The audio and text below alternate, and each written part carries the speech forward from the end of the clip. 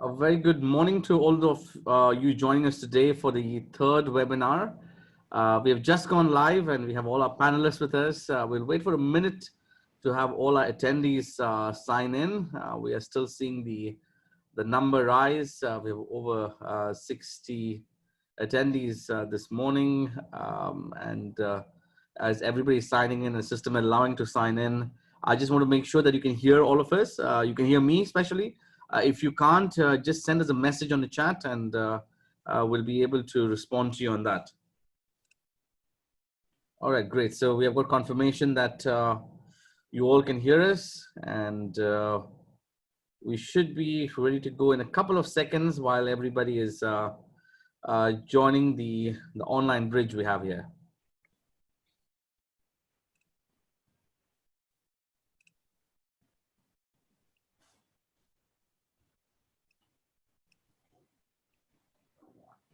So a very warm welcome. This webinar today is the third webinar we are doing in a series of our B School Leadership Focus Series. The content is supported and curated by QS iGauge in India and Academ by RIMA 1 in France. It is aimed at supporting deans, directors, administrators, leaders of business schools in India in their quest for strategic excellence and basically on the challenges for rankings, ratings, accreditation, internationalization, research, and so on. Basically all those factors which make a great business school. So we're covering some of these topics in the 4 series webinars and workshops we're doing. This is a certificate program, so those completing all the 4 or either of the workshops will receive a certificate. So please make sure you request for yours at the end of the sessions when we complete them next week. We have at the moment almost everyone who we're expecting. So again, good morning. I'm broadcasting live from Goa under the lockdown in India. So I think all of us here who are joining from various parts of India are kind of locked up for the 3rd of May. So stay home and stay safe. And this webinar is our initiative to support you in your knowledge and to increase that by having some international experts here. Without further ado, I'll introduce our panelist, Professor François. I've known François for a long time, and we've known since he was the director of IMT in Dubai, and thereon he moved around the world, has over 25 years of experience in the higher education domain. He's currently a consultant at Xolas, and while being a good friend, he's also a renowned academician, worked for some of the renowned business schools, and I'm sure the experience he brings, along with the great panel he's put together, will support the advancement of Indian higher education, the advancement of Indian business schools, and we hopefully will see some more top business schools coming out of India in the next few years. François, over to you, but just some housekeeping announcements. The recorded session will be made live today, so you can share that with your colleagues as well. And for those colleagues of yours who have not been able to join any of the webinars, we have another one coming out. We have another one actually next week. And that is so important. I think every, not just university, B school, everyone is so relevant to them, and it's on research. So do ask your colleagues to sign up. Depending on the feedback, we are looking at something bigger in the future for other areas. So we'd like to hear from you as well. And I think our great panel we have here, I have my colleague from QS in the UK, Alex. I have Professor Jeremy from Zayed University in the UAE, Professor Atish from the IFIM Business School in Bengaluru. That's also the base of our QS iGauge rating in India. So a great welcome to all of you all here. And François also is coming live to you from France.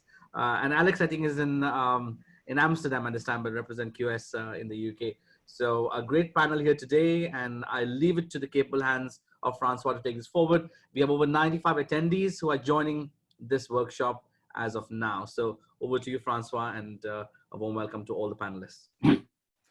Thank you very much, Atish and Ashwin, sorry, and good morning to two of you. So it's, as you mentioned, it's the the third webinar of the series, and after discussing the overall strategy of for business schools, and then focusing specifically on EFMD, ACSB accreditation and rankings, including QS ranking and QS iGauge.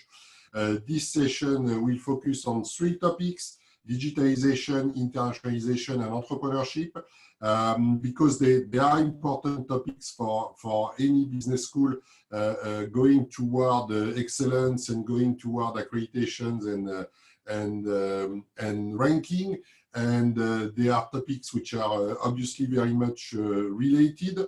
And finally, many of them became more and more important in this time of confinement first, and also on the discussions that we all start to have now on what will happen after the confinement, be it in 2 months or in 2 years, we don't know, but there will be an after, and it's good to be prepared for that.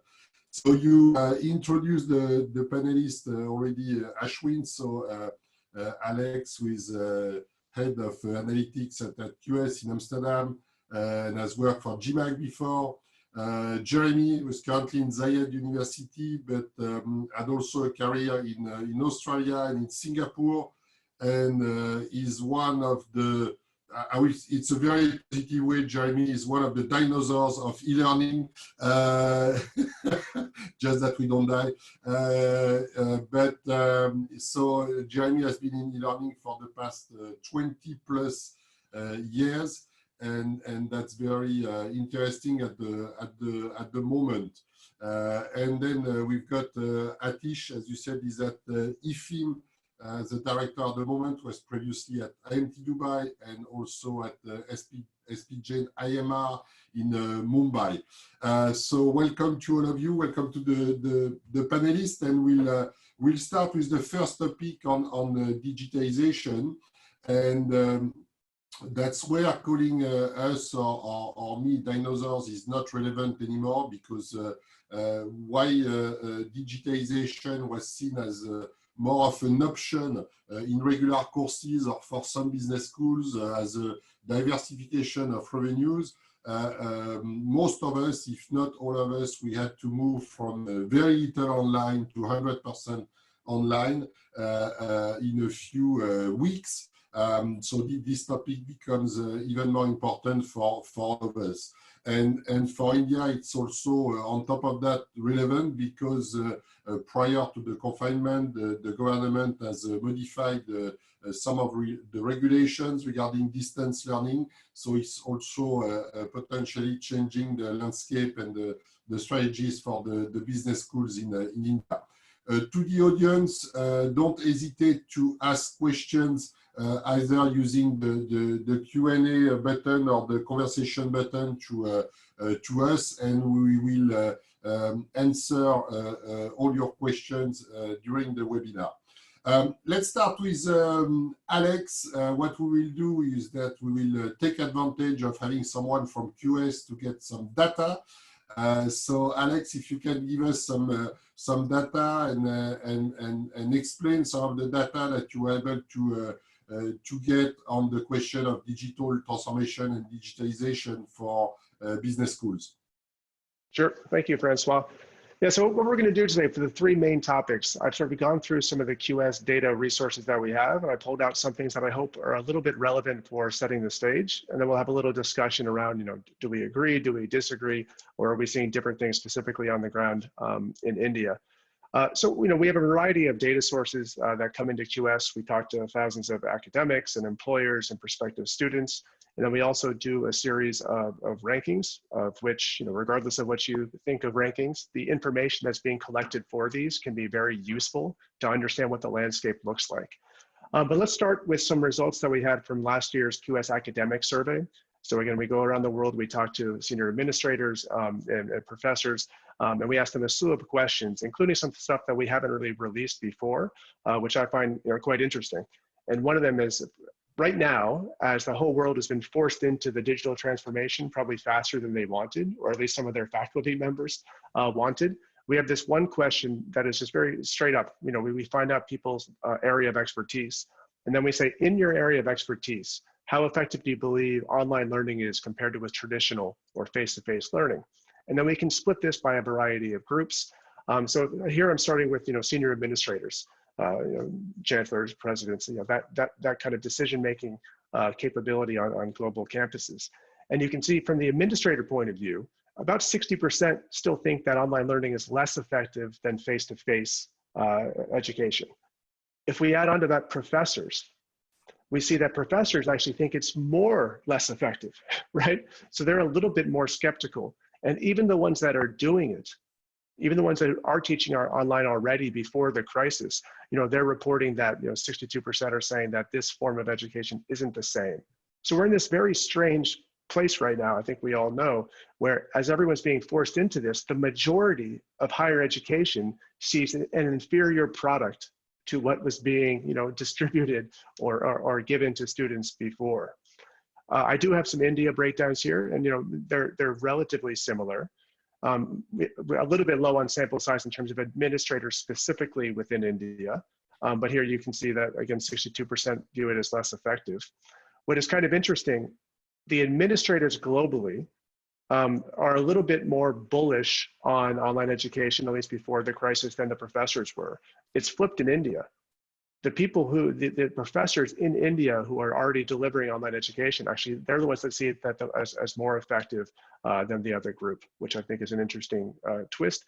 And then maybe we need to go back and do a little bit more on defining effectiveness, because is it effectiveness because the method of education is actually better or superior, or is it because it's the ability to get high quality education to different parts of a country or the world that might not have the same infrastructure or teaching resources as you might find elsewhere. As you would imagine, when we start to slice this by different degree types, we see a wide range of, you know, where it is more effective or less effective. Business education, engineering, computer science, you know, these are the ones that tend to get higher marks from both administrators and educators or professors in terms of the effectiveness of online education in that field. And then some things, as you might expect, things like archaeology, you know, they feel really, you know, confined by not being able to go out and touch things and explore. And then fine arts like music and dance, these things are more difficult to communicate and to learn and to experience in the online platform. We talked a little bit yesterday with the panel. One of the missing pieces seems to be, you know, what do employers think? And we have you know, large consistency around the world where we're moving towards a point of indifference. So if 20 years ago there was a huge stigma against online education, maybe because a lot of the early schools that were delivered online and degrees delivered online were viewed as diploma mills, right? But when we go out to employers today and we ask, you know, how, and this is just employers who hire business school graduates. We say, how do you compare the readiness of people from online programs versus in-person, face-to-face? And we can see that, you know, now 46% are saying about the same. You still have around 30% who are saying less prepared, but you also have some that are saying more prepared, you know, 24%. So it's a surprising balance from my perspective.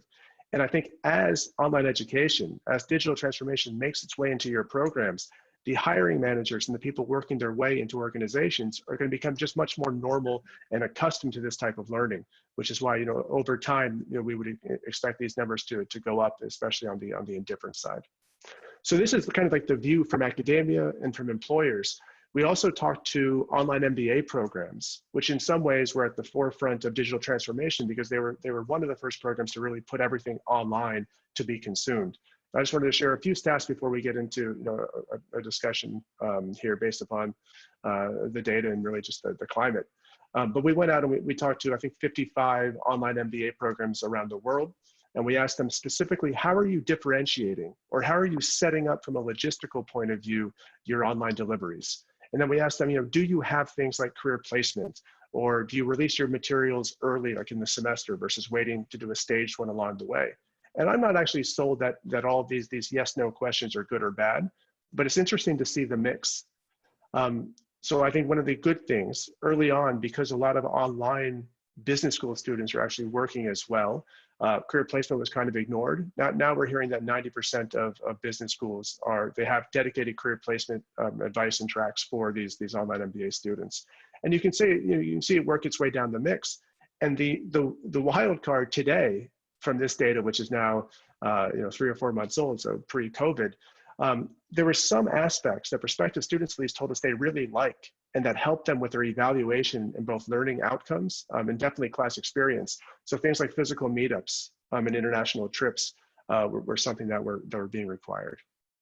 So finally, just like descriptive way of looking at what these online MBA programs are doing, they do tend to be a little bit longer, averaging between 24 and 30 months. There's less selectivity in terms of how much coursework can be chosen from. So we have more rigid kind of learning paths.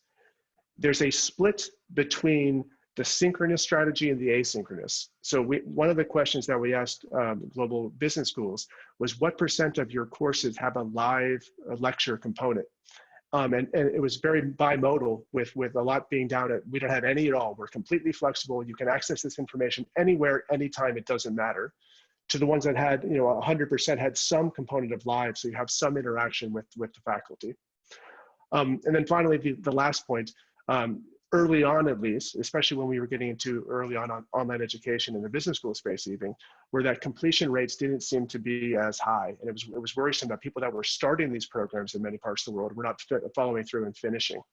Right now, we see completion rates for these online MBA programs at least around 71 to 91%. So it's gone up in the last 5 or 10 years based upon the data that I've been taking a look at. So that is the stage setting data that I've thrown together for the digital transformation front, and hopefully we can take a discussion from here. Thank you very much, Alex. It's very interesting to see the perception. First question for Jeremy for a global view. I mean, again, we both have been in teaching online for the past 20 years, and we were seen a bit as odd academics for teaching online, and obviously now there is this big flavor of the day. So do you think that it's here to last? And I know that in the case of the UAE, there have been all sorts of announcements. So do you think that this move to 100% online or partially online that may come when we are deconfined? Do you think that it's here to last, Jeremy? François, I mean, here I am sitting smiling. Finally, after 20 odd years, I get to talk to very high-ranking administrators and academics in business schools about why it makes sense to have a strong digital presence. It's just sad, and I'm sure this applies to everybody who's in the meeting today. It's just sad that it's taken a crisis like coronavirus to actually get people to think a bit more deeply about how we can use technology effectively to deliver quality education. And I can tell you all kinds of anecdotes, and I'm not going to bore everybody, but I'll just give you one anecdote. And that goes back to my time as Director of Pedagogy and Assessment at Universitas 21 Global. Now, many of the people here today will have never have heard of this particular organization. If you Google Universitas 21, you'll find that it is, in actual fact, a consortium of extremely prominent universities from around the world who, back in the early 2000s, and I joined them in 2003, no less, back in the early 2000s, in a collaboration with what was then called Thomson Learning. Now, what was left of Thomson Learning is Cengage. A huge amount of money, and we're talking, millions of dollars here, was invested in a startup online business school, and an online MBA was offered globally. Afterward, an online MIT, Master of Information Technology. And I often reflect that, I mean, it did break even eventually around 2008, 2009 from memory. And then it was sold off because the investors felt that it was never going to really reach the dizzy heights that everybody was expecting. But I often reflect that if that particular venture with all those big brand names were to launch now, I think it would clean up because it really was ahead of its time, probably 10 years ahead of its time. And since then, of course, we've made so much progress in the use of technology to the extent that I would argue, and this is my key point that I want to start off with, I would argue that we've now reached a state of evolution, if you like, in use of technology, that we ought to abandon the use of certain language. Okay, so I think what's held education delivery online, what's held it back is the narrative. And people continue to use words like e-learning, distance learning, even online learning, actually. And immediately you use those words, people have some kind of image in their minds about, oh, this must be some kind of substandard delivery that's been done on the cheap by some paper mill in order to make money out of people. And I firmly of the view that those days are firmly behind us. Of course, there'll be some remnants of that particular type of activity, but because technology now is just so central to everything we do, forget about which industry, it's every industry. If we're not using technology to enhance the learning experience, then we're not doing our jobs. And I just think that it's high time we just call it learning. And if everybody accepts the fact that it makes sense to incorporate technology and to digitize our curriculum, to offer flexible delivery to our students, then the sooner we can move on and take higher education and business school education in the 21st century. Thank you very much, Jeremy. So, Atish, I mean, I've got similar question for you, but obviously in the specific context of India, I mean, we've got in the audience business schools from different sizes and business schools also which are different stages of their development.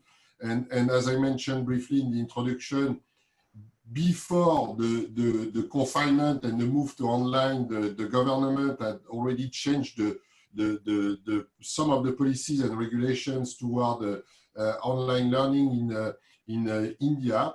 How do you see? I mean, how do you see that evolving, and what kind of advice would you have for your colleagues in other business schools in India? First of all, thank you so much, François. Two things. I think you mentioned a point that it is the flavor of the day. And Jeremy mentioned regarding the whole issue of learning. The way we look at it is, it is about how we are going to deliver the learning. And it is about the overall pedagogy. And if you are looking at the pedagogy and looking at three components, knowing, doing, and being, what can be very much delivered in a remote mode is the knowledge part. Whereas for the doing part, in a university, you will need a lab. In the context of a business school or business education, the lab will be industry and the projects. And if you are looking at the being part, which is more to do with self-development, understanding oneself, team exercises, experimentation, probably there you need a campus intervention. Now, so what will be the mix that is very important. If you are talking about today, management 4.0, as a response to industry 4.0, to us, this is pedagogy 4.0, where there has to be a judicious mix of online, campus, and practicums. I think that's how the learning needs to be viewed at. What is being missed out in the present context is probably that team interaction, reflection, and even if I am probably comfortable as a student to receive knowledge, but probably the exposure to industry, the doing part, the project part is being missed out to some extent. So as far as knowing is concerned, or the knowledge is concerned in the KSA framework, I think this can be individualized, it can be interactive, and it can be in a way, it is also place independent. I think that is what the technology brings to us. How we create that judicious mix, I think that is the challenge which the business school leaders and the faculty needs to probably address and deliberate upon.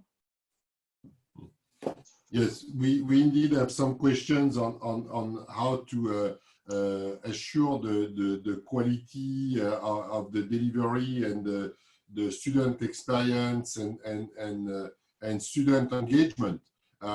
So is it something now, for example, in your school, Atish, that you are looking at, for example, having more blended learning programs? Or do you plan to go back to normal once everything is over? See, the point is very clear. I would distinguish here between the way the schools were positioned in terms of this technology adaptation. Okay, I think even in my previous institution, I had some key, anchors, and that I used to present it to the board every time. And one of them was technology adoption. The good part in the school that I am here is that, and it depends also on the school leadership, because my school leadership, the chairman himself is a technocrat. Okay, and so there was already a proactive, substantial investment in technology. So our executive education already had this combination of online, what we call remote learning vis-a-vis in-class learning. Okay, that was already, that combination was existing. So what we did here was to replicate that model in our 2-year campus-based, so-called campus-based program, the way it is viewed. But yes, I think one of the things that is going to happen because of this, the way things unfolded, two things are going to happen. We can use, I would say, star faculty to deliver to more students in an individualized manner using technology. And probably there will be one group of faculty who will be there for mentoring, working with the students on application exercises. So there will be this, to my mind, the pedagogy will be a combination of what is being delivered in terms of high quality knowledge by a high quality faculty who is place agnostic. I can get a faculty from Europe, US, or Manila. Right now 2 courses are being delivered, one from State University of New York and one from Asian Institute of Management. Now the question is, then I can get that faculty to deliver and the students are enjoying. What will happen is that the faculty here would be working more closely with the students in the reflective exercises, in the application exercises. And so it's a combination of knowledge and mentoring. I think that's the way it is going to evolve going forward.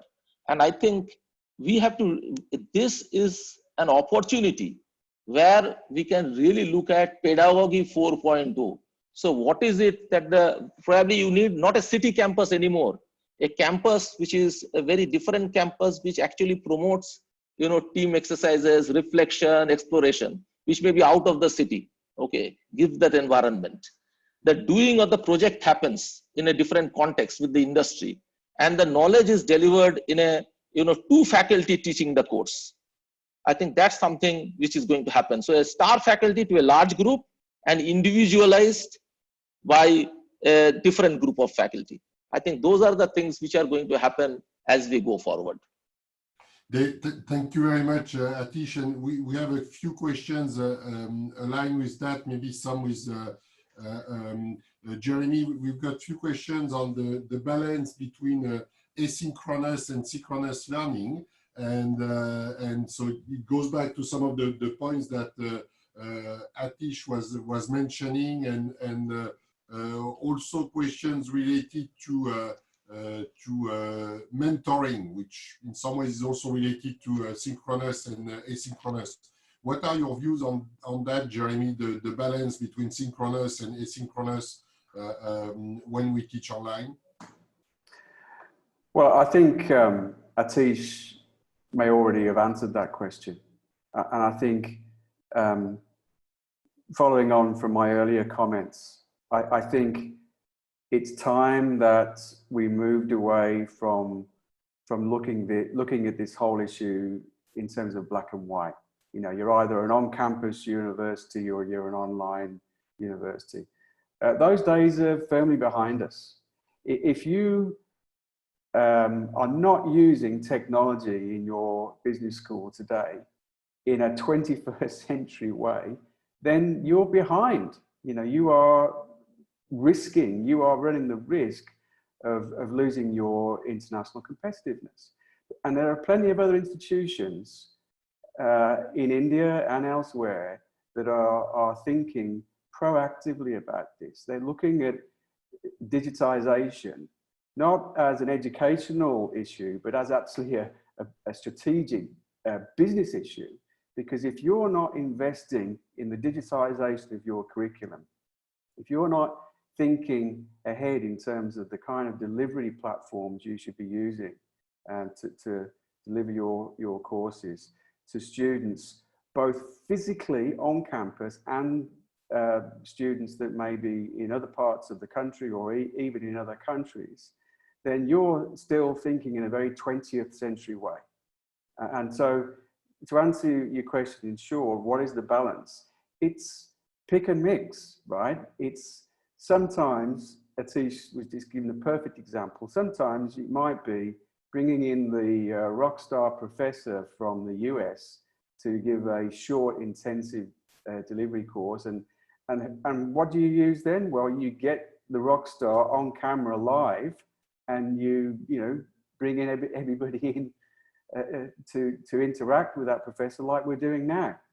There'll be other times where if you're doing fairly, run-of-the-mill material teaching that doesn't require a superstar professor to come in and excite everybody, then you could even do it asynchronously, self-paced learning with discussion forums, and people could see it themselves.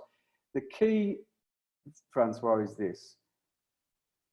The way to approach this is to think of flexibility. How can we give the maximum flexibility in terms of the learner being able to navigate his or her way through a program of study, whether it's a diploma or a degree or whatever. We have the ability to do this. And by the way, just the parting shot, if you're not able to access your course content on a handheld device, then I'm sorry, you're not at the party.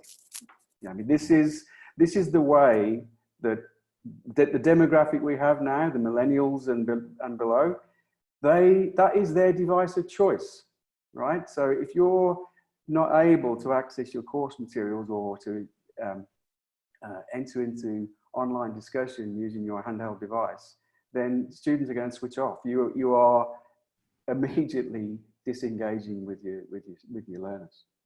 And we had some comments in the specific case of India, but again, you partially answered on the reliability of the connection and the situation of internet, which could be different in tier 2 and tier 3 towns in India than it would be in Delhi or Bangalore or Mumbai or etc.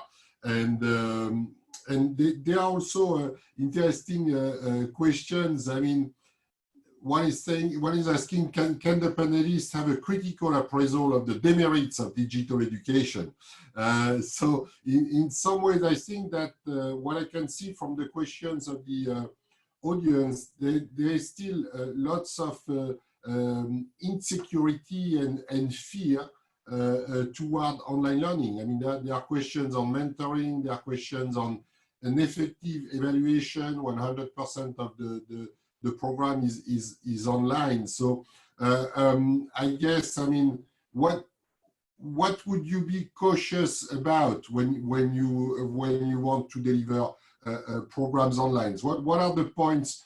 I mean, we are all in favor of online learning, at least among the panelists, but what would be the points that you would advise the participants to be cautious about? Maybe Atish. Okay, so that first thing that you would like to address is the issue of assessment. And if you look at GRE and now GMAT is allowing exams to be taken from home. And this was the challenge we had in our institution because, last week, that is 6th April, we were starting with our, end-term assessments. Now, today, the software allows end-term assessment in a manner where the exams can be proctored. So I think the assessment issue can be addressed pretty effectively. Mm-hmm. And do you think that the new regulations now in India, because we have questions also on that, are making makes it possible to accept online as a component of business school teaching? Do you think that it's okay now how the framework is and the policy? See, it is a question of how we age. When we decided to go for this online assessment, of course, there were apprehensions, both from the faculty as well as for the students. So we had to really had number of interactions with the faculty to also to, what to call, train them as to how do you, upload a question paper online on the software. Okay, how do you proctor? Okay, now these are the issues where the faculty needs to be trained. Number two is the whole issue of the students, because students also had the issue. Okay, I can tell you that I had to do a batch meet, for 300 plus students and address each of the issues to accept the online exams. But as far as internet penetration is concerned, I think it is very clear that it is quite, comfortable. And we had 1,708 unit tests, which happened in the last week, and it was pretty smooth.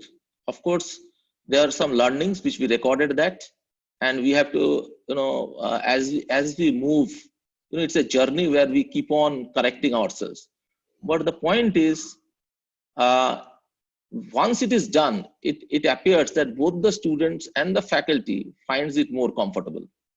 Okay, that's one part. Second part regarding the demerit of online education, again, as I said, that it should not be viewed. I think what Jeremy made a point is not a question of, online versus offline. It is a question of learning, and it is a question of media. It is like asking a question, some few years back, as a marketing professional, I used to be asked this question, whether print is good or a digital is good for your marketing.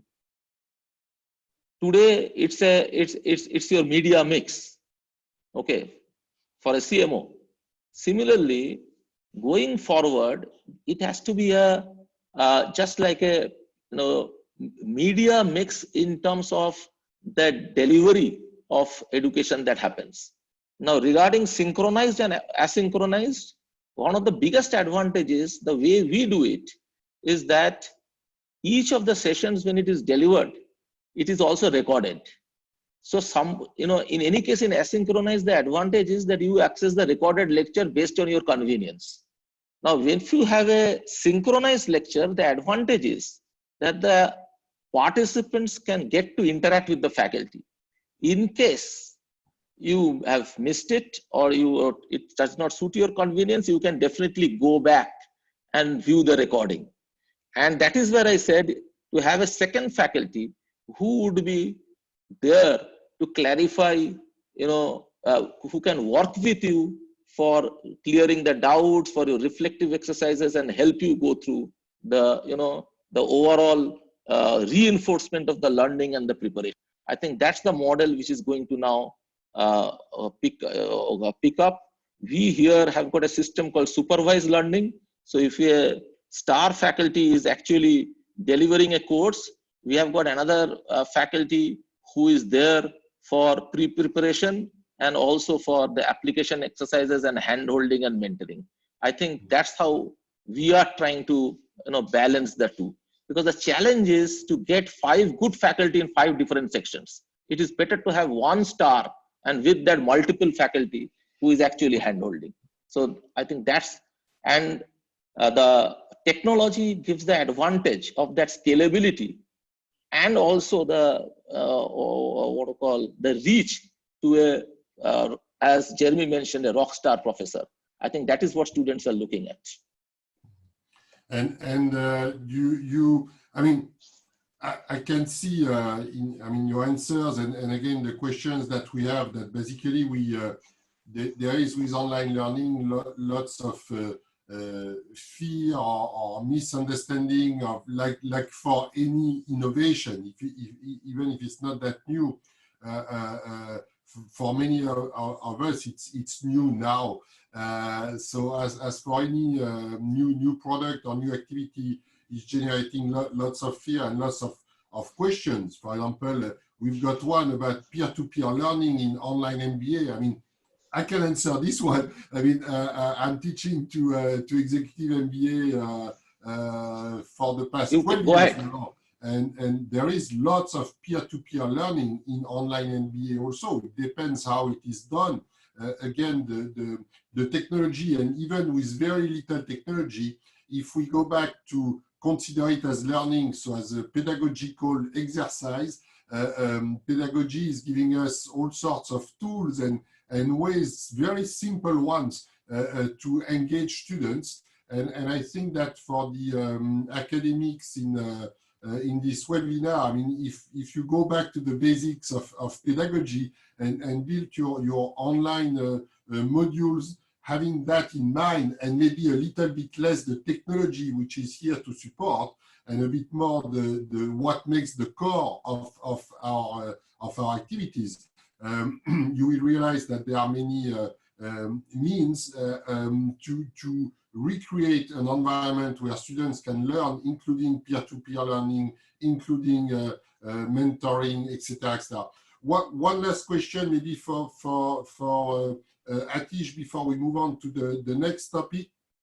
Do you see, and it's one of the questions of the members, the audience, do you see potentially a risk of traditional business schools in India to be outpaced by new online, 100% online players, or just a competition that may finally cater for type of audience that you don't have in your own schools? Or how do you see that, the potential growth of more online learning providers? See, I think this is a inflection point. Now, if you look at it in the cities, the schools which are located in the cities, and quite a few of them are quite pretty cramped. Essentially, the reason you need a classroom is for delivery of knowledge. I don't it is difficult to what I call phantom any kind of what I call exploration, reflection, team building, thinking can happen when you just attend a class and leave the class.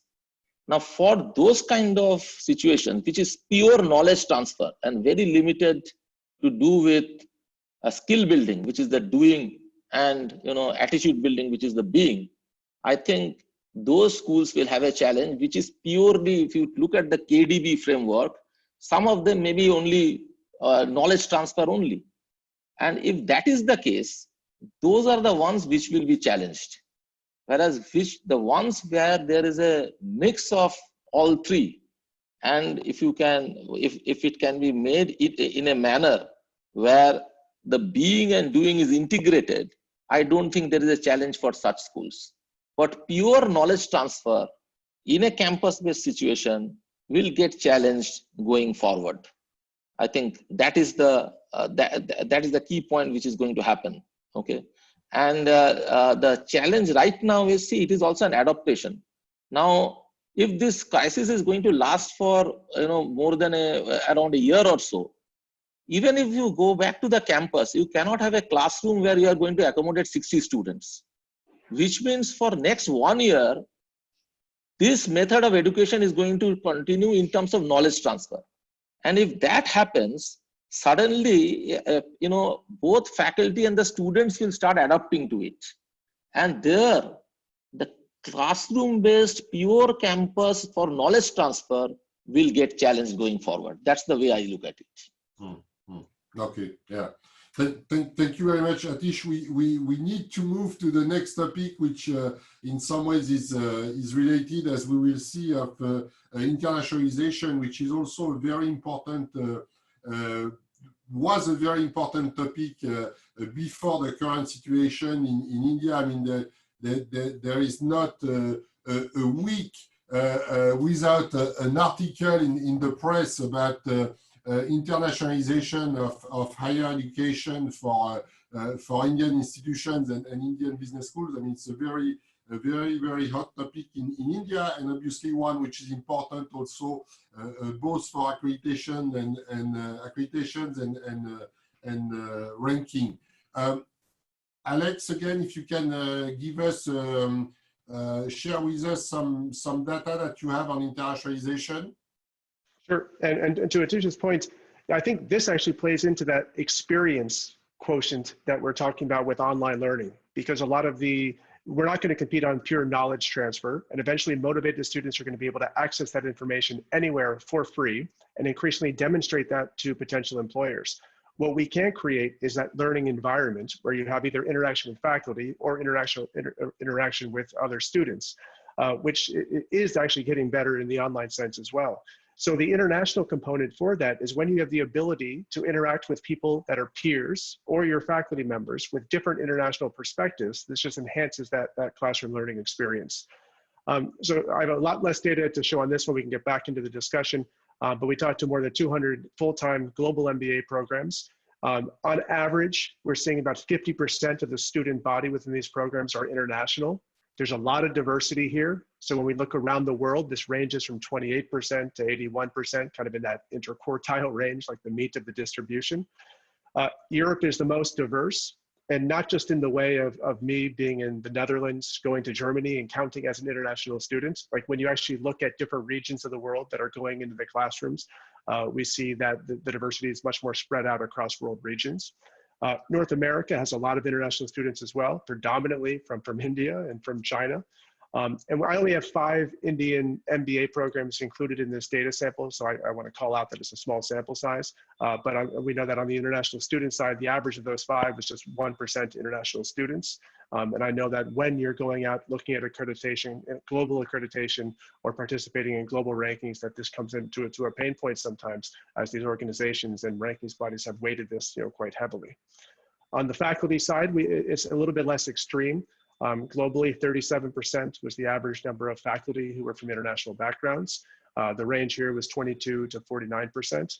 And once again, within the 5 that we looked at in India, it was just 6% international faculty. And the final stat that I'll have here before we jump back into discussion, and I'll close the screen so we can see the speakers better right away, was just on that experience again. You know, one of the cornerstones of global MBA curriculum and really business school curriculum overall has been the international opportunities. Yes, with the students around you, with your faculty, but increasingly with these global experiences, which I think in some ways become a perk of the program. So now of the ones that we spoke with, 87% were offering international trips. Only 2 Indian schools replied, so I won't even share the stat on this one here. But I know as this crisis has unfolded, you know, the spring semester students are visibly online complaining that they're missing their chance to go to Istanbul, to go to Santiago, to go to Silicon Valley. But I imagine as we are returning to this hybrid nature, where we're finding a better balance between in-person and online, these international trips eventually make a comeback as well as part of that experience. So with that, I'll hand back to the group to talk through with their perspectives. Thank you, Alex. Maybe first question, a more global question for Jeremy. I mean, you have worked in Singapore and you are now in Dubai, so 2 of the towers of Babel that we have in the world. So how do you see this question of internationalization, and as you have worked in India also, you can also give some of your opinions specifically for India, and then we'll move to Atish.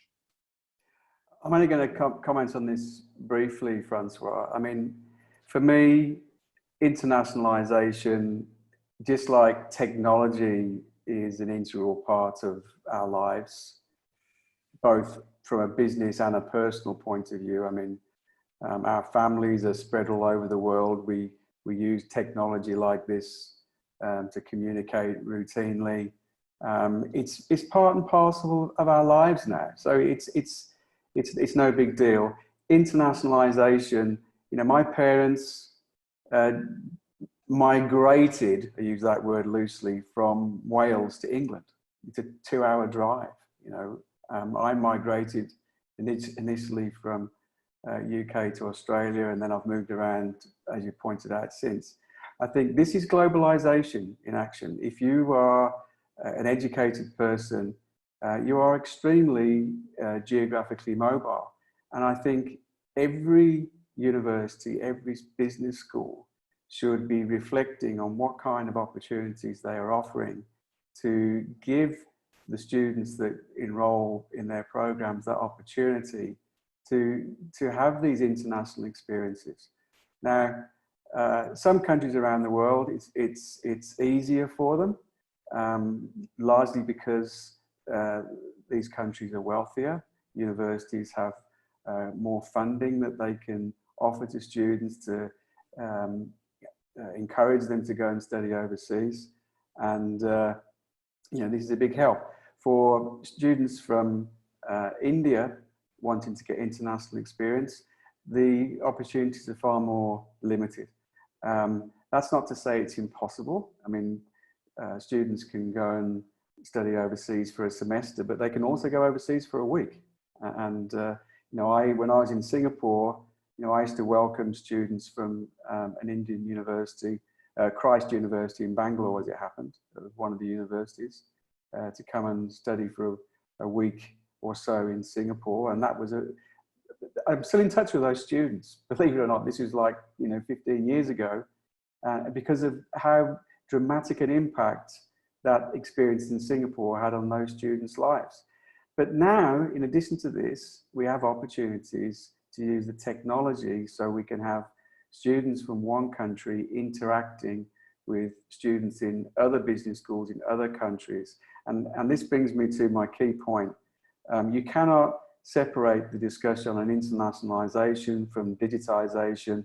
And I'd also argue it's also got a lot to do with entrepreneurship and how business schools can be more entrepreneurial, engaging with their counterparts overseas to come up with innovative ideas about how they can create learning spaces, learning experiences for their students across international boundaries that will give them this invaluable international experience. And to echo some comments from Atish, and he mentioned it several times now, it's about the pedagogy. You know, we have to rethink how we design our courses. Learning design is critical in all of this. And we have to be a bit more imaginative rather than this sort of classic 20th century chalk and talk, one-way transmission type education. And the opportunities are you know, boundless. Thank you, Jeremy. I mean, I think it's, I mentioned in the introduction, I mean, this issue of internationalization is a big elephant in the room. It's an African elephant, not an Indian elephant. I mean, every week we see discussions about that, and it seems, again, I don't live in India, but that we know that it's important, but there are all sorts of issues coming up to make the schools more international in India, including in the recruitment of the faculty, in the recruitment of more international students, which in some ways is a question that you see also in other very large countries, because when you have a large country, you know, what's the point of, I mean, we are in some ways self-sufficient. So why going abroad? Why having international students? Why? So I guess it's not, and then between the diversities, some of the points made by the audience between large cities in India and more rural India, it's also not easy. So Atish, I know that there are many questions about internationalizations and many ways to see that, but what are your views and advice? See, first of all, as a school, what is your priority? That is the first question to be answered. Now, as a school, for example, we have prioritized internationalization. And to my mind, we may be the first school who is actually having an international advisory board. Okay, and with representatives from the deans of some of the top schools in US and Europe, and also industry partners. Now, there are three key constituencies if we look at internationalization. Number one is the whole issue of faculty. Today, since technology enables the faculty to interact and deliver from anywhere in the world, I think the internationalization of the faculty will go up. Some of the top faculties from locations which are, maybe I'm talking about Indian schools which are outside India, who are located outside India, will deliver. Similarly, India has some of the very good faculties in some of the areas. So it also creates opportunity for the Indian faculty to deliver courses to students abroad. That is the first one. Second, since the the interaction with the faculty is facilitated because of technology, the way the student movement used to happen earlier will also undergo a change. It will again be, the mix will change. So earlier, when somebody has to do a course, would have to go and live there for the whole semester. Now, technology probably allows that the course to be attended from anywhere, and the immersive experience, if required, will become shorter. And that will bring down the cost of, an international certification, which will, to my mind, lead to more international exposure of the students. I give you a very simple example. For example, in our school, or the group which is specializing in marketing technology or MarTech goes to Darden University of Virginia. Now this has happened. They were supposed to go there for a longer duration. We are now moving the knowledge part, in a remote mode, which can be delivered from Darden and our students can attend over here. And probably we can supplement an immersive experience, a shorter immersive experience later on. So those kind of mix will happen. The third important point that will happen is, since the certification becomes, universal. So a student graduating from IFIM Business School has got a Darden certification. The recruiters will also look at students from across the globe, which creates more opportunity for students in different parts of the world, particularly in places like India. And it will, to my mind, also shift the center of gravity from the West, particularly North America, to where they are. After what has happened, I think the students will be looking at not just an American degree to say, but also would like to have a degree in India, so that you have an alumni status in an Indian school. The advantage is this, because ultimately being an alumni of a school opens up a lot of opportunities. So if you are an alumni of an IFIM Business School and also an alumni of our partner in State University of New York or maybe Sydney Business School, so you have the option and you have the access to the network in both the places. And that is very, very crucial. So going forward, I think the center of gravity is going to move towards India, and more you will find probably, industry practitioners, executives, particularly, will be wanting an immersive experience in India. So, schools which can create those experiences and can integrate the learning from across the globe, I think will be having an advantage. I think Indian schools today are well poised for internationalization. So there are questions, which are again questions that we see very often in the press, which are how to attract international professors and how to attract international students. So do you think that it's the link with the industry world that will help in achieving that? See, again, the question is that, what kind of linkages you want to create. And, if you really are serious, as we said, that we created an international advisory board. And I think, after joining over here, we constituted a governing council where we have, international, what we call schools, deans and faculty in our governing council, which means right at the top, the agenda is that you are serious about internationalization. And once you have that, your next keep on happening. And you really need to keep connecting. That is the starting point. And hence, today, if you look at it, there are so many professors from across the globe teaching over here. Okay, because the connects are being created.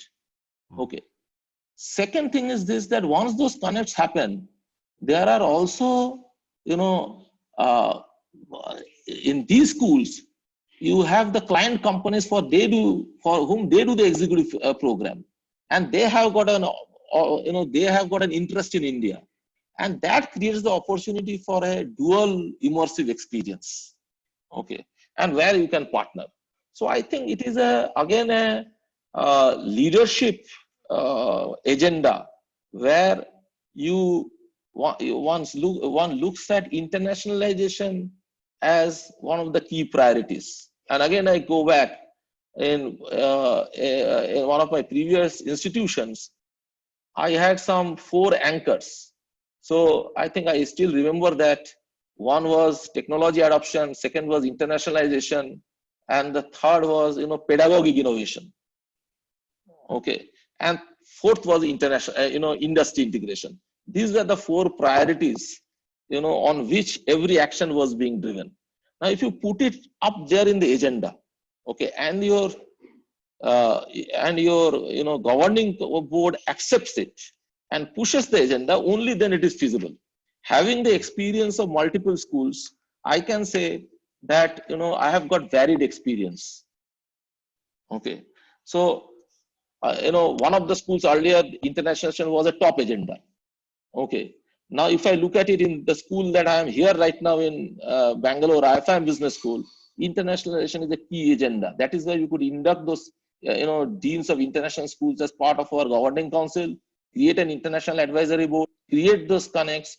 And right now, we have got 2 scholars in residence who are right here, University of Stockholm professor and from, you know, Sydney Business School, University of Wollongong.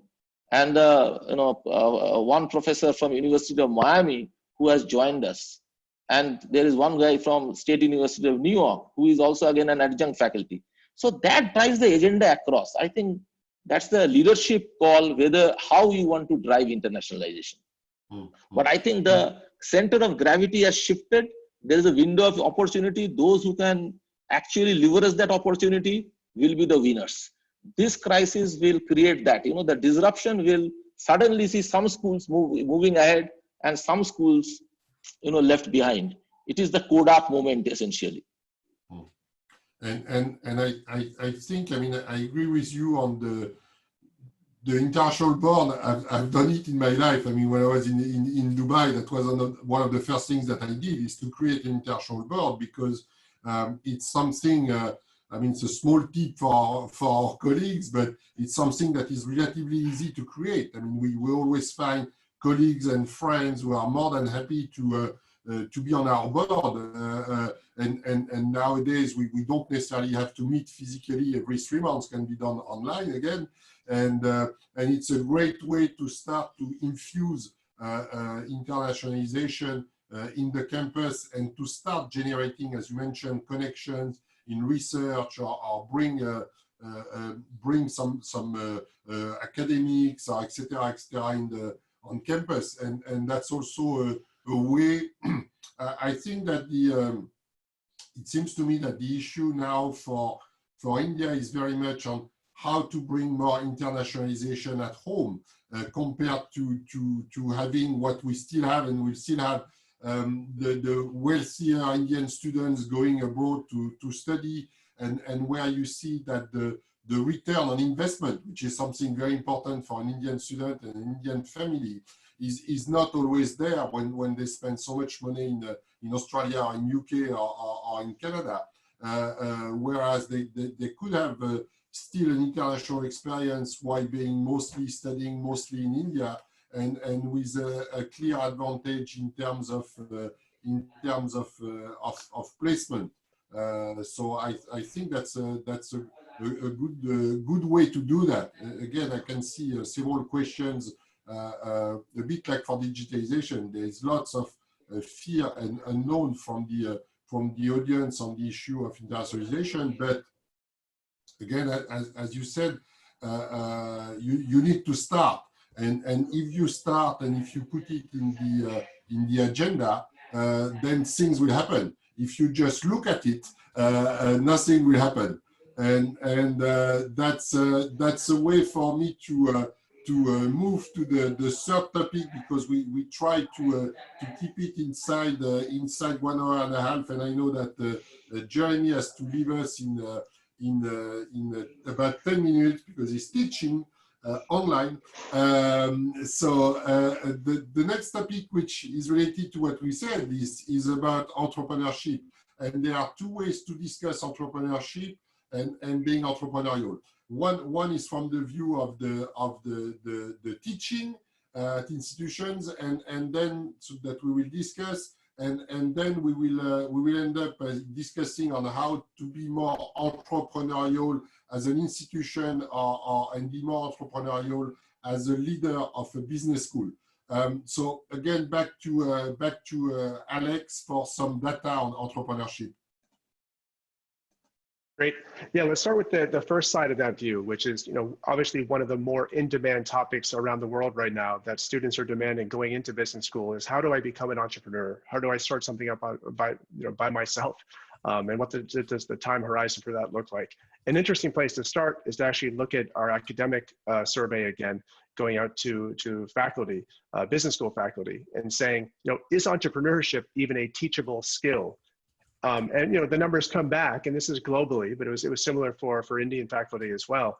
So 75% believe that entrepreneurship is a teachable skill that can be done within a program, whether it's an MBA or a standalone program in entrepreneurship.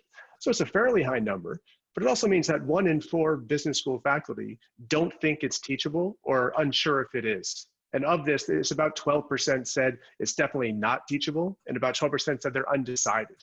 I just think that's fascinating considering how important this is for people going through these programs these days. And one other interesting point that we see in terms of learning entrepreneurship, coming into a program, we hear from prospective students that upwards of 30, 40, 50% say they want to become entrepreneurs. Like this is an attractive thing for them. But on the flip side, at least when we look at a narrow time horizon coming out of graduation, we see that globally only about 7% of graduates have started a business within 3 months of graduation or are working to start a business at that point. It doesn't mean it won't happen. It just means that in that short time period has not. When we look across these 200 plus full-time MBA programs, you do see a handful of schools globally that are up over 25, 30%. Which is interesting. And when we're talking to prospective students, we like to point these out to be sort of part of an environment where other people are very much on the same path for the immediate future. But the vast majority are less than 5%.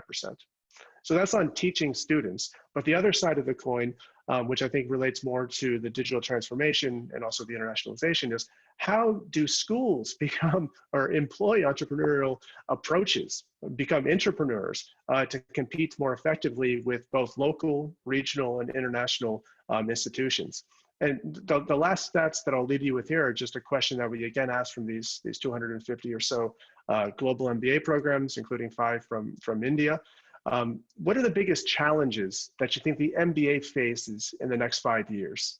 And we asked this for Masters of Management and Finance, but I'm showing here just the MBA one to get things going. And you can see the options that are up here. And here's how the results shook out. So we see that questions about ROI, this is especially true in certain parts of the world where people are spending a lot of money, and is the premium still there, considering that in many parts of the world, 25% of graduate degrees are now in business. So tuition costs are on there as part of that ROI question. What is very interesting is the interest in other specialized master's programs or pre-experienced master's programs. Are these substitutes or complements for an MBA program later in life? Or are people going to be skipping over them, and the need for executive education will increase down the road? This was done last year, so things like economic fluctuations, globalization, backlash, or the inability to travel to some of these international destinations for school are all obviously coming up as well. But I think we'll leave it here for data, and this will dovetail nicely into a discussion of how business schools can be more entrepreneurial to keep up with some of these pressures that everybody is facing. Yeah, thank you, Alex. I will start with Gianni because you have to leave us in 5 minutes. How do you see the development of entrepreneurship in business schools? Again, you have lived in different parts of the world, and there are some moments where we can see that it's again trendier than others. But how do you see that evolving generally? So Alex has sort of given us two angles on the topic of entrepreneurship here. I'm going to take the second angle, which is how business schools might be intrapreneurial in thinking about how they can innovate and stay competitive and find new opportunities. And one of the stats that Alex referred to there was, and I was quite surprised it was so high, the challenge being non-degree alternatives, 43%, I think you said, Alex. I think this is the market thinking, and maybe it's linked to the ROI question as well. The market has changed over the last 5 to 10 years, probably more than in previous times, where whereas once upon a time, it was all about, okay, I've got to go to a high-ranking business school, and I don't care how much it's going to cost me. It's all about the brand. And once I get that that name, that institution name on my resume, then all my prayers will be answered, and I'll be able to get a good job.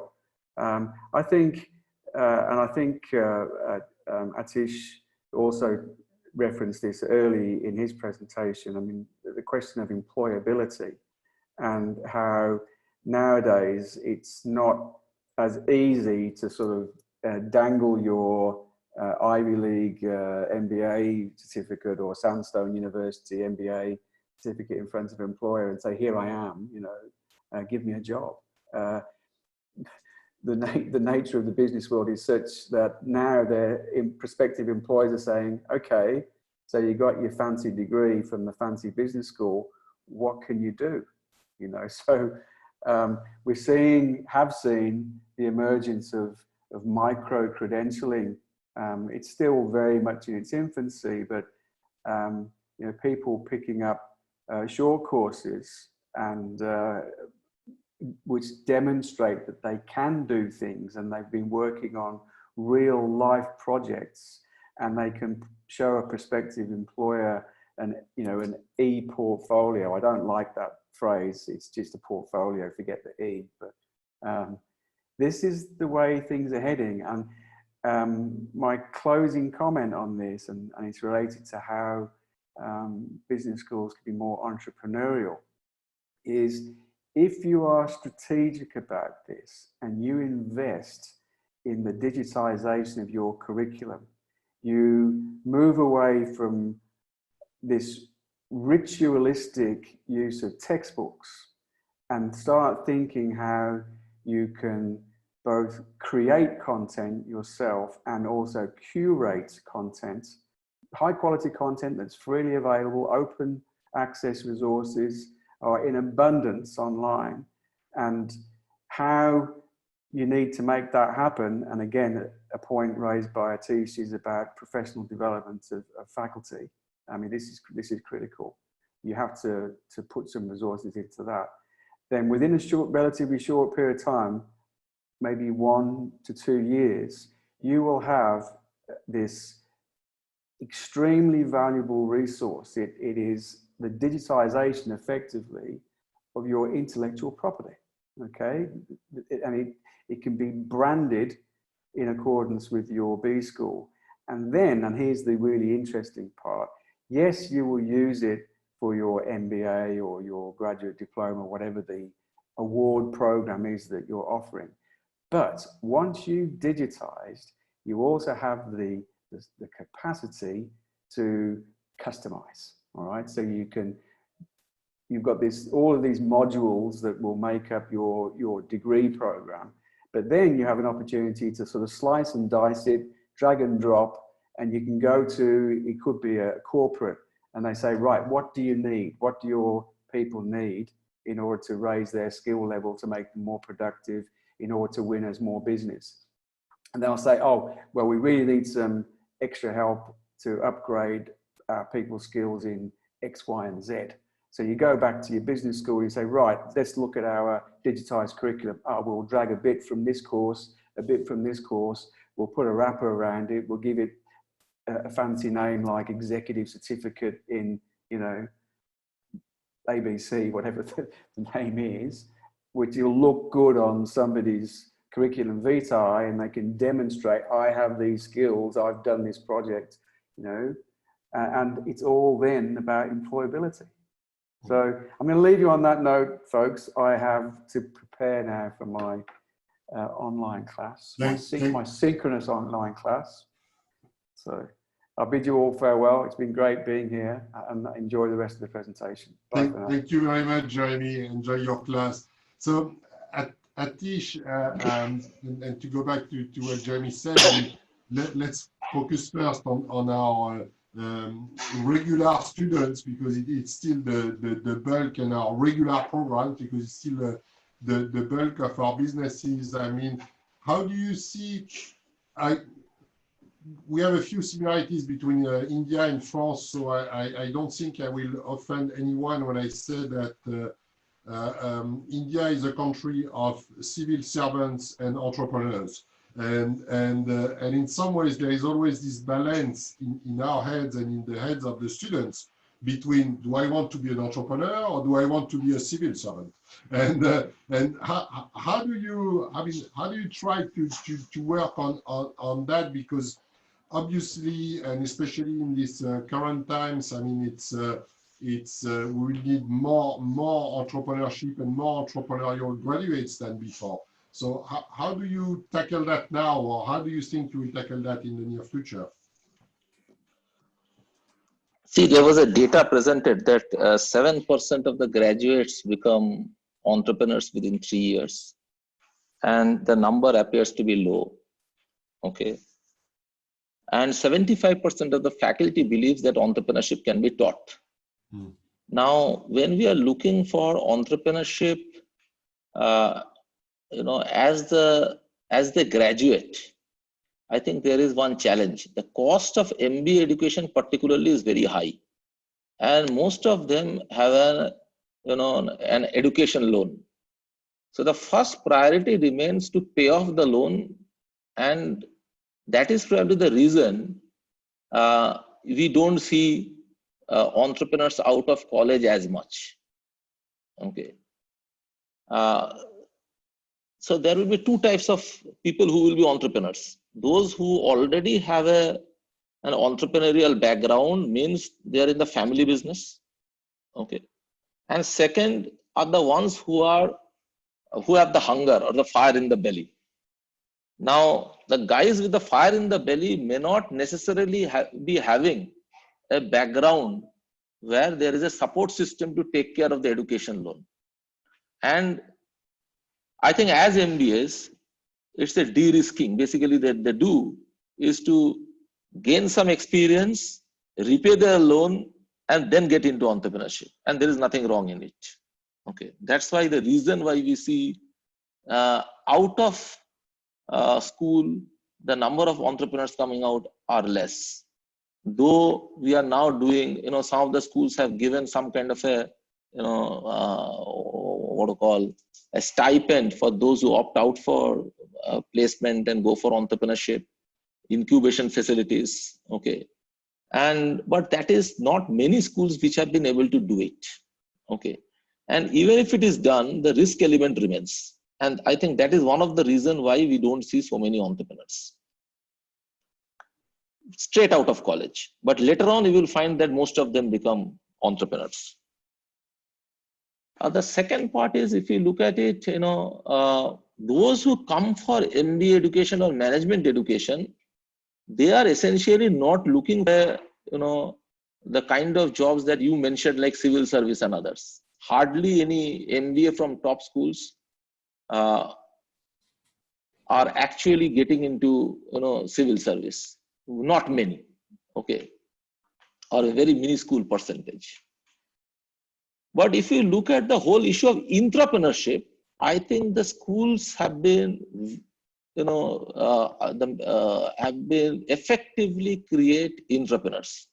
And if you see some, you know, some of the, you know, so-called unicorns today, they have graduated from some of the top schools. Okay. Only thing that maybe they have done it little later. Some may have graduated and done it. So that's how I think the entrepreneurship scene is, you know, the way it is evolved.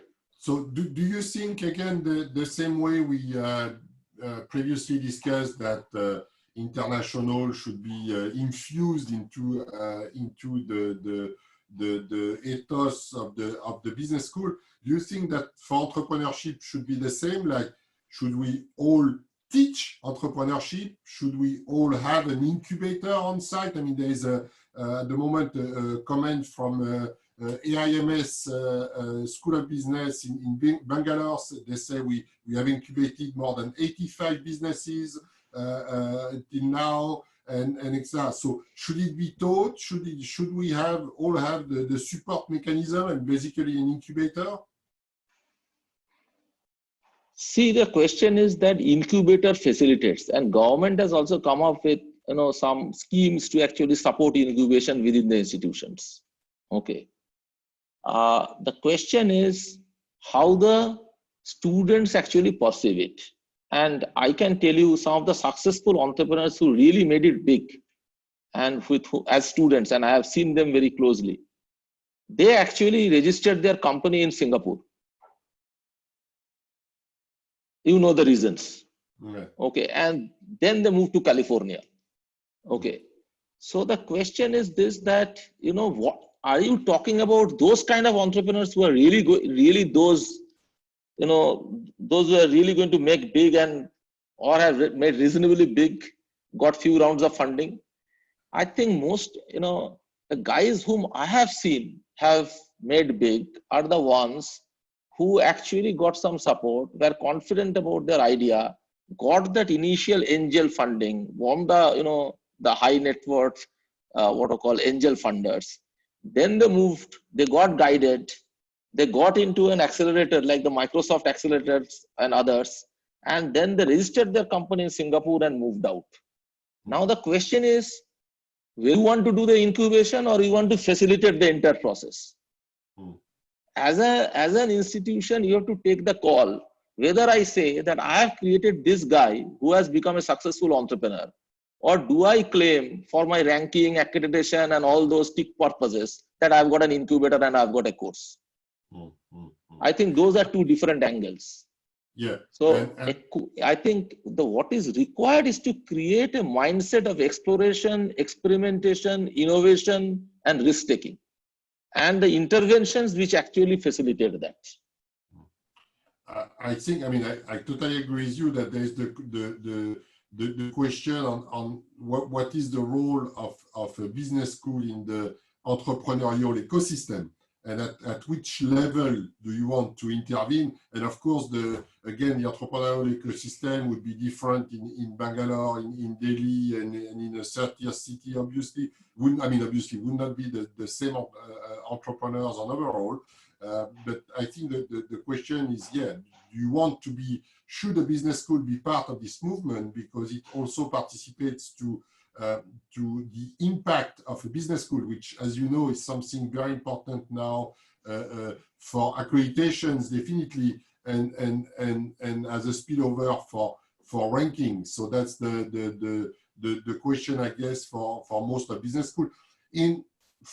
If I take the example in France, and you can answer for India, most of the business schools have decided to be part of the ecosystem. Of course, depending on the ecosystem, the way they interact and what they develop is different. And some of them could be rather low on teaching or rather low on delivering degrees in entrepreneur, an MBA in entrepreneurship, for example, but more involved again into incubating or mentoring or being linked with the industry, including for entrepreneurship. Do you think that, again, for the audience, you would advise to look at these different possibilities and decide on what would be the best course of action depending on the local ecosystem? See, again, it is what is the objective that you set in. Okay. Now, personally, being an entrepreneur out of college, and my chairman is also an entrepreneur out of college. Okay. And the way I look at it is teaching entrepreneurship versus creating entrepreneurs. These two are two different agendas.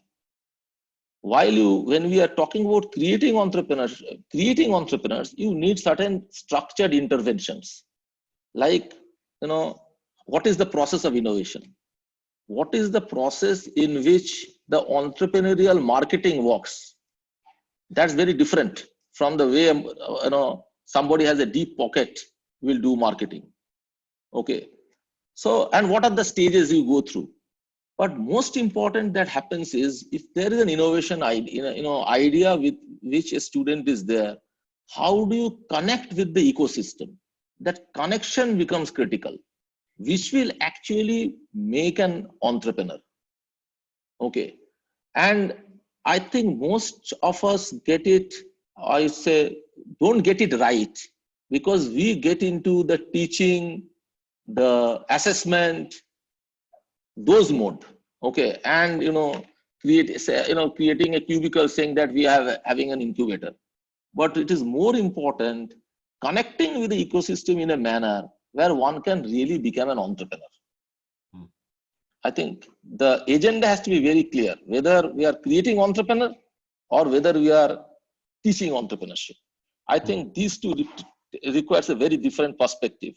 Creating entrepreneurs require a lot of flexibilities. How do you adjust the credit?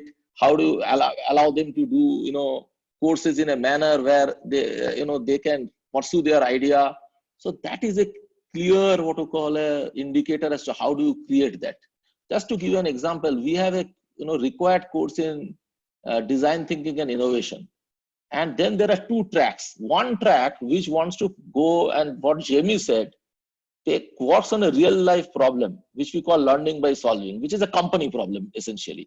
So we actually approach the company for a request for problem, and the students work on the problems. The other group has their own idea, which we call the innovation incubation track. Now, once they go through that track, they take a call as to whether I want to pursue an idea and launch a business. And then we create the connect. Now, it is both possible. One is problem solving for a company which is already existing. Second is pursue an idea. Just to give you a heads up, in the current batch, which is going to the second year, which is PGP2, out of 300 students, 49 of them are going through the innovation track. Okay. And we will facilitate them to be an entrepreneur. Okay. Rather than just giving them a course on entrepreneurship or a group of course on entrepreneurship. I think these two are different approaches. And we have taken an approach which is a little different and probably a difficult approach. I think it's very, very interesting, and it echoes to other examples that I've seen in other parts of the world. One last question for you, Atish. I mean, a lot that we have been discussing for the past 90 minutes, in fact, leads to, and we discussed that when we prepared the webinar, leads to the question of business schools and business school leaders being more entrepreneurial to tackle the questions on digitalization, on internationalization, and on entrepreneurship, and to be more entrepreneurial and more intrapreneurial. I mean, both the leaders and then the rest of the team. So how do you, again, in terms, I've recognized in the audience, there are a few deans and directors of business schools in the audience and administrators of business schools. How do you think they could do that? I mean, do you advise business schools to have some form of revolution or rejuvenation, or how do you see that, again, to tackle these different issues and tackle them for this new future which is ahead of us? So I think Alex posed a question, challenges, in the next 5 years for management education or MBAs, and you are posing this question as to how should business leaders look at it. I think leadership is all about fast forwarding the present and predict what is going to happen in future. That is the first, I think, requirement. How do you see the future? Okay. Two, takes decisions. Okay. Not all your decisions will go right, but you go in that direction thinking this is how the future is going to evolve. And those decisions need to be supported by your board. And that is also an important factor. So if I say 3 requirements, first is to predict how the future is going to unfold. Second, take steps and certain decisions in that directions. And third important factor is being supported by your board, because your board needs to accept the way you look at the future and then come back and, talk to your own faculty and the other stakeholders to say that, okay, this is how the future is going to unfold and this is the steps that we need to take. And only then the symphony can be created. Now, how I see the future is going to unfold, in spite of the coronavirus, what is going to happen is this present generation of graduates are going to live for 100 years. We are embracing a 100-year life, François. Okay. Second thing is this, that the whole issue of,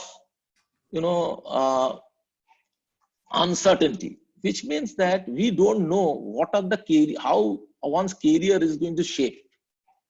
That's the second, I would say, the key factor. Now, given these two factors, that life is going to be 100 years, so longish career, working career, and two, uncertainty, how do we prepare our graduates for that? And how should graduates prepare themselves? These are the two questions.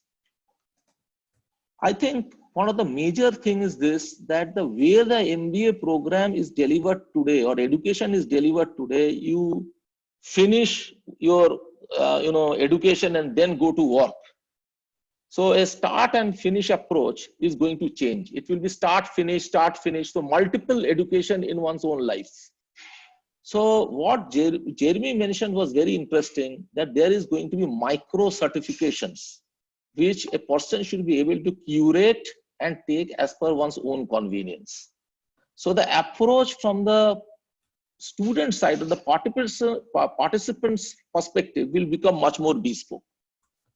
From the perspective of the institution, I think one of the major changes that we will see in India particularly, most of the business schools in India are standalone single discipline schools, which is they only teach management. Okay. I think the future skills require a multidisciplinary holistic training, which means you will see the integration of liberal framework of education even in business education. And it will be a multidisciplinary approach in building the foundation. Second thing that will happen is certifications with accumulation of credits leading to maybe an MBA. And as we look at the Indian schools, most of the MBAs are essentially an MIM program and not a jail management program. As we get into those certifications, we will see that senior level general management programs will also come in the, as we go forward. So these are the key, I would say, trends, broad trends. One is, 100-year life, uncertainty, bespoke curriculum, multidisciplinary approach towards learning, and micro certifications leading to a degree are some of the trends, the way I look at the future. Thank you very much, Atish. We will close here because that's the longest of all our webinars, and I think we could have spoken for another 1 hour. I will leave the final words to Shitra Srinivas, who is the Director of Operations for QS iGauge.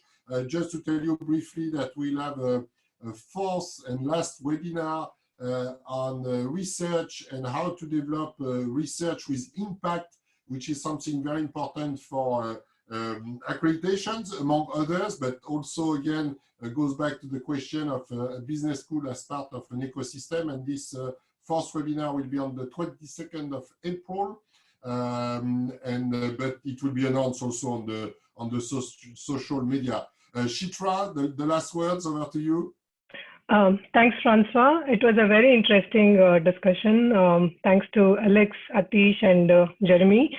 I think the discussion touched upon many points, starting from internationalization to entrepreneurship, and the most important topic that is being discussed today, digitization. And the data points that Alex shared from the QS research was very well supported by the panelists. I think there were a lot of interesting questions also from the audience. The recorded version of this webinar will be made available to all registered participants. An email will be sent after this webinar. And as François mentioned, our next webinar is scheduled on the 22nd. If you could visit igauge.in/webinar, and we will also post this on our digital media. So that would be the last in this webinar series. So I take this opportunity to thank all the panelists and François for moderating this session, and all the participants. I think we have about 104 on the panel right now, on the webinar right now. So thanks everyone for taking time to attend this webinar. we'll all see you soon on the next and the concluding session. Thank you so much. Thank you very much, all of you. Thank you. Thank you. Thank you to all of Bye, you. everybody. Bye. Thank you. Thank you.